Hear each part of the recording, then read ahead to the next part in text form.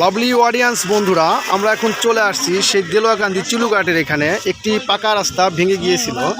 এখানে মানুষের গাড়ি চলাচল এবং মানুষের যাওয়া আসা অনেক সমস্যা হতো। আর এখানে মানবতা সেবা ফাউন্ডেশনের পক্ষ থেকে কাজটি মেরামত করা হইতেছে। মামা কেমন আছেন? আলহামদুলিল্লাহ। এখানে কি জন্য আসছেন? হ্যাঁ, এখানে আসছে যে দেখতে পাচ্ছেন যে এখানে একটা রাস্তা একটু ভেঙে গেছে। আমাদের পাশে এখানে একটা শ্মশান ঘাট আছে।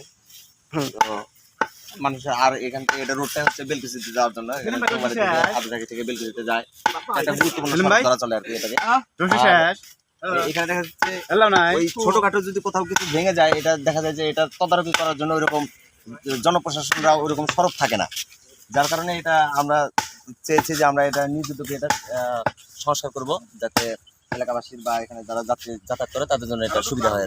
আচ্ছা, অনেক অনেক ধন্যবাদ। কাজটি অনেক ভালো। এখানে এই কাজটি করার জন্য কিন্তু এখানকার গ্রামবাসী অনেক খুশি। কাকু কেমন আছেন? হ্যাঁ, এখানে কখন আসছেন?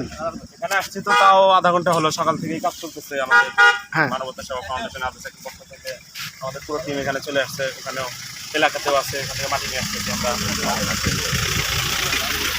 মাটি এখানে আছে, ওই জায়গা থেকে আমরা মাটি নিয়ে আসতেছি। ওখানে আমাদের টিম কাজ করতেছে। আর এই জায়গায় কিছু আছে সাথে আজকে উপদেষ্টা, আমাদের প্রধান উপদেষ্টা উপস্থিত থাকবে এই জায়গায়।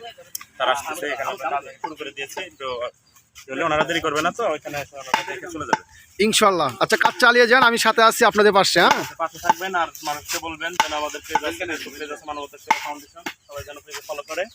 আর পাশাপাশি সবাই যেন আমাদের জন্য দোয়া করে। আমরা কি কাজ করতে আসছি, এই মানবতা সেবা ফাউন্ডেশন কি কি করছে আপনারা বলে দেখাইছে। গাছ লাগাইছে স্যার, আমরা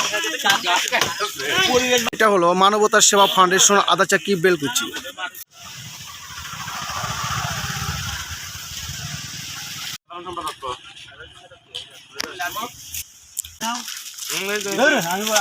আরো 5-6 বছর যাচ্ছে, তাহলে এই দিক দিয়ে দিই আমরা হিলা করো।